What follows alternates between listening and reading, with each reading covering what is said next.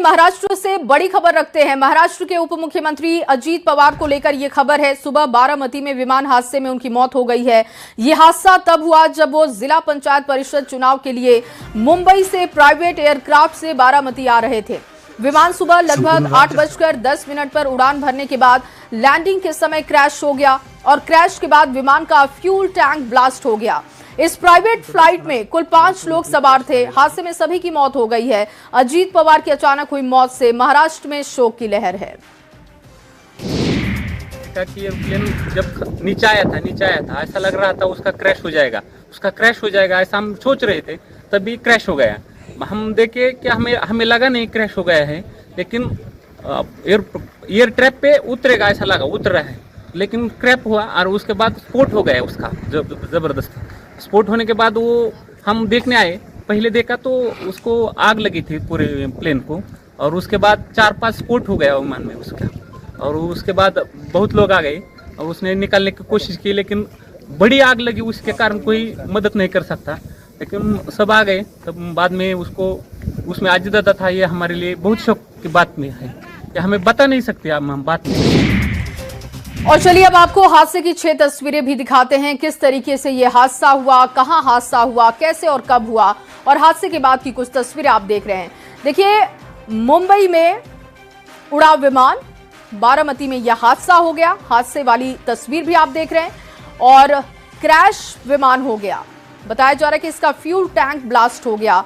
वो तस्वीर भी आप देख रहे हैं। फ्यूल टैंक ब्लास्ट होने की वजह से आग लग गई और सभी 5 लोगों की जान चली गई।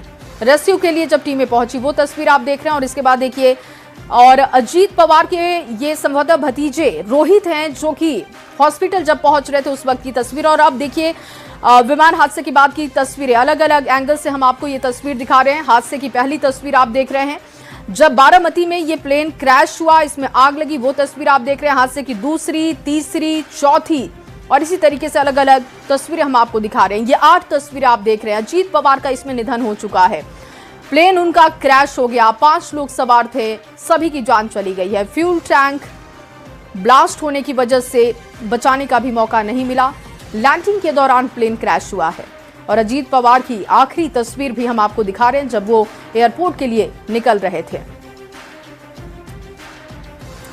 और महाराष्ट्र के मुख्यमंत्री देवेंद्र फडणवीस ने आज के दिन को महाराष्ट्र के लिए बेहद मुश्किल भरा बताया। उन्होंने उप मुख्यमंत्री अजीत पवार की मौत को राज्य के लिए बड़ा झटका बताते हुए 3 दिन के शोक का ऐलान कर दिया है।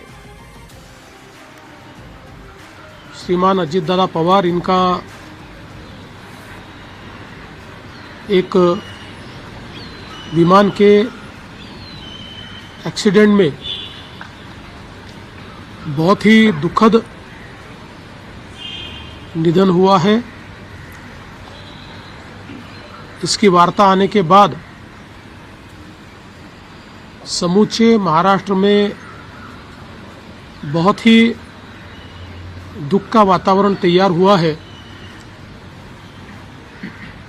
हम सभी के लिए इस प्रकार के जननेता को खोना एक अपरिमित इस प्रकार की हानि है। व्यक्तिगत मेरे लिए वो एक बहुत ही दमदार और दिलदार इस प्रकार के मित्र थे। और वहीं महाराष्ट्र के बारामती में विमान हादसे के दौरान उप मुख्यमंत्री अजीत पवार के निधन पर डिप्टी सीएम विजय सिन्हा का भी बयान सामने आ चुका है। उन्होंने कहा कि माननीय उप मुख्यमंत्री अजीत पवार जी के निधन की खबर अत्यंत हृदय विदारक है। इस घटना से देश और प्रदेश के लिए अपूर्णीय क्षति हुई है। बहुत ही दुखद, दुर्भाग्यपूर्ण आज महाराष्ट्र के उप मुख्यमंत्री जी का आकस्मिक निधन मर्माहत किया है। ये बड़ा ही शोकाकुल वातावरण, और इनके इस घटना की पूरी जानकारी ली जा रही है। अत्यंत ही दुखद खबर है। राजनीतिक गलियारे से पूरे शोक की लहर है। महाराष्ट्र के डिप्टी सीएम अजीत पवार जी का प्लेन क्रैश होने से मौत हो गया, ये यकीन नहीं हो रहा है। अजीत पवार जी के आकस्मिक एवं दुखद निधन अत्यंत पीड़ादायक है। वे महाराष्ट्र की राजनीति के वरिष्ठ और प्रभावशाली नेता रहे, जिनका सार्वजनिक जीवन लंबा और सक्रिय रहा। भारतीय जनता पार्टी इस अपूर्णीय क्षति पर गहरा शोक व्यक्त करती है। अजीत पवार जी का प्लेन क्रैश हुआ है, उनका निधन की सूचना आई है, बहुत दुखद है। हमारे मित्र थे, वो उप मुख्यमंत्री के तौर पे अच्छा काम कर रहे थे, एनडीए के नेता के तौर पे उन्होंने महाराष्ट्र में एक अच्छी जीत दिलाने में रोल अदा किया था और उनका जाना हम सब के लिए बहुत दुखद है। और अजीत पवार के विमान क्रैश की घटना पर बड़ी खबर है। बड़ा अपडेट यह है कि जिस लियर जेट मॉडल का विमान हादसे का शिकार हुआ है, उसे लेकर बड़ी जानकारी सामने अब आ चुकी है। इस विमान में पहले भी लैंडिंग गियर की दिक्कत का मामला सामने आ चुका था और इससे लेकर यूएस की एजेंसी ने अब अर्जेंट इन्वेस्टिगेशन यानी कि तुरंत जांच की सलाह दी थी। हालांकि विमान हादसे की असल वजह क्या है, इसकी सच्चाई फाइनल जांच रिपोर्ट के बाद सामने आ जाएगी। ये भी जानकारी सामने आई है कि डीजीसीए को हादसे से ठीक पहले इस विमान में मेडे कॉल भी मिली थी। विमान के पायलट ने मेडे कॉल दी थी और डीजीसीए ने इस जानकारी को साझा किया। और केंद्रीय गृह मंत्री अमित शाह ने अजीत पवार के निधन पर शोक जाहिर किया है। एक्स पर पोस्ट करते हुए उन्होंने लिखा कि आज एक दुखद हादसे में महाराष्ट्र के उप मुख्यमंत्री और एनडीए के हमारे वरिष्ठ साथी अजीत पवार को खो देने की सूचना से मन अत्यंत व्यथित है। अजीत पवार ने बीते 3.5 दशकों में जिस प्रकार महाराष्ट्र के हर वर्ग के कल्याण के लिए खुद को समर्पित किया, उसे शब्दों में व्यक्त नहीं किया जा सकता।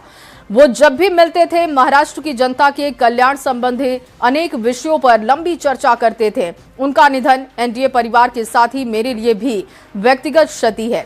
मैं पवार परिवार के प्रति अपनी गहरी संवेदना व्यक्त करता हूं। शोक की इस घड़ी में पूरा एनडीए शोक संतप्त परिवार के साथ मजबूती से खड़ा है। ईश्वर दिवंगत आत्मा को अपने श्री चरणों में स्थान दे। ओम शांति शांति।